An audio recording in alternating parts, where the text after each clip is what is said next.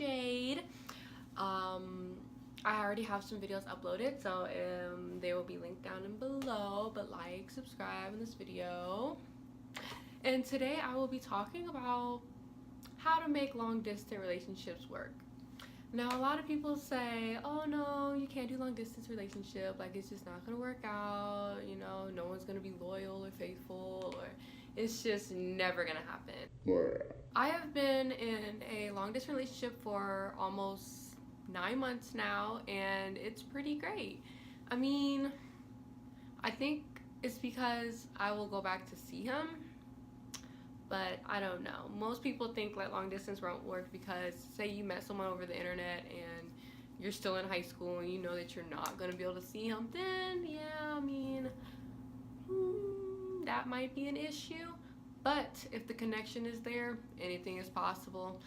Coming from experience, like when I was in middle school, I would have like in-school relationships, and like those are the worst because you only see each other in school. It only happens, it only works out in school. But I mean, my dad likes my boyfriend, my mom likes him, I like him, so it just all works out. It just all works out. But tips and things that I can share from personal experience is contact. Communication is the key. Making sure you guys open up to each other as much as possible, because with long distance relationships, it lacks that physical connection, and that's something that's really important for a relationship. We see each other throughout the whole summer and a little bit during winter break, and then other than that, it's school, which I think is really good because not only does it teach you how to like grow closer to someone, but it also makes you think about what your main priorities are. Like for me, I think me being in a long distance relationship, is really good because it's teaching me how to grow closer to my boyfriend as a person, and not just like, oh, okay, he's there, he's gonna like do this and that and stuff. I think it just makes me love him even more with me not being there. Like distance it's okay, and it also makes sure that I'm on top of my grades and everything I need to do here in Arizona. He lives in Atlanta and I go back there because my dad lives there and everything. But it just teaches you discipline. Like, okay, I forgot what I was about to say. Yeah, no, it teaches you discipline because it's just like if I was down there in Atlanta, I honestly think that me and his relationship would not work at all, because I would want to see him 24/7, and then my mom thinks I'm gonna get tired of him and just be like, boo, which I don't think that's gonna happen, but it's okay, it's okay.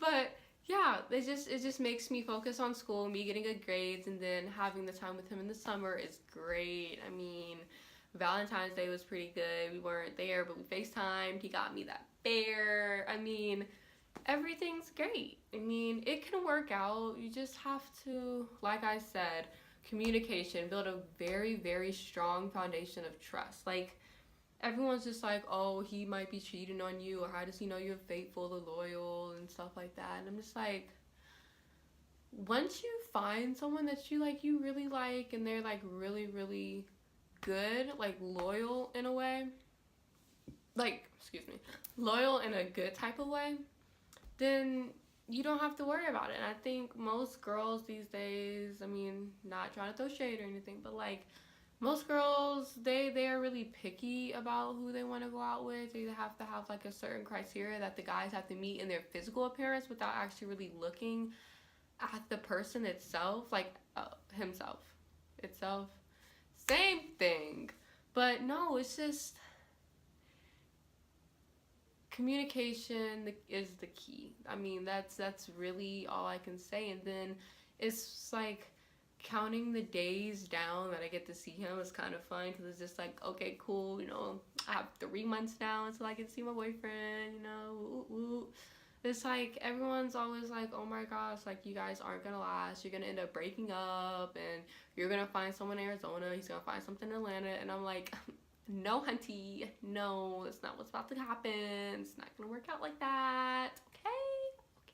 How do you know when the connection is fading? Honestly, if you feel like the connection is fading, just try talking it through. I mean, I haven't had any times with my boyfriend where I feel like we were falling apart, but there are some times when there was just like a lack of communication and we weren't talking as much, and it was rough. Like, but I mean, you just have to always be honest on how you feel. Like, no matter what that person might think, it's all about how you feel. Sharing your feelings all of the time in a relationship is really, really important, especially when doing long distance, because if they're doing something that you don't feel is right, or you don't feel is making the relationship stronger as a whole, then yeah, you should always open up. Once after me and my boyfriend started dating, my mom gave us some advice, and it's really helped. Like, I don't know if you've heard it or not, but um someone else cannot make you happy. You guys are your own separate people with your own separate personalities. When you come together, you shouldn't complete each other. You shouldn't like be one. You should come together and make two strong, independent, powerful people together, and no one else is responsible for your happiness. I think that's also another thing that can help with long distance relationships, because when you put all of your emotions onto one person, like, oh, he makes me happy, or oh, he made me sad, that's unfair to that other person, because really no one else can control your feelings but you. And once we figure that out as humans, then it would just all fit, and we'll start understanding that we control how we feel. So if like I'm happy and my boyfriend is happy and we come together, it's just even more happiness. But if he's sad and I'm happy, then yeah, I'm gonna be there for him and say like, hey, what's wrong, let's talk this out, you seem down. But that doesn't mean I'm gonna give in and like be sad with him. More to say, I mean, yeah, I'll be there and comfort him for anything that he needs.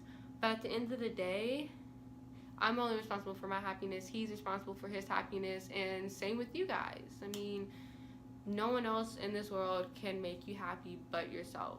And I think that's helped a lot in the relationship, because if he does something and if it makes me mad, then I really have to sit down and I think, I was like, okay, is he doing something that's making me mad, or is he just doing what he's doing and I'm seeing it as right or wrong? Which is also another thing. No one is ever right or wrong in the relationship. For me, this is my longest relationship. I think the longest I've had before this one was about 3 months, and after that it was just done. But it's like you learn as you go, like as you're like you once you communicate with that person and go along and you get to know him and he gets to know you, or she gets to know you and you get to know her, or like,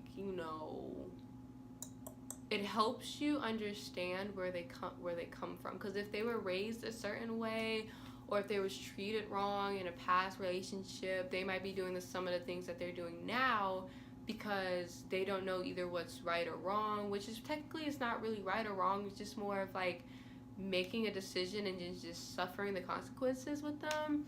And like as you communicate, you start to learn like, okay, cool, this is what she likes, this is what he likes, I can do this and everything will be okay. But what if I want to try this? And then you just have to kind of play with it. I mean, for the first 3 months, it was really, really good. I mean, like, we were talking every day. I mean, we still do now, and like we still talk, still have good talks or whatever.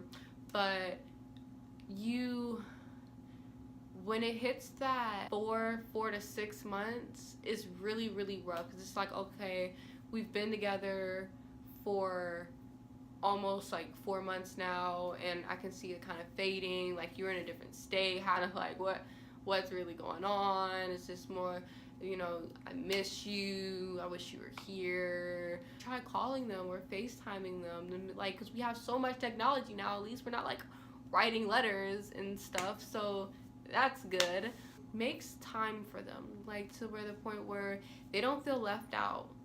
Like, oh, she seems busy all the time, she doesn't have any time for me. You don't want that to happen. That's not good. Always maybe talk for about an hour or two a day. Text, throughout the day if you can, stuff like that.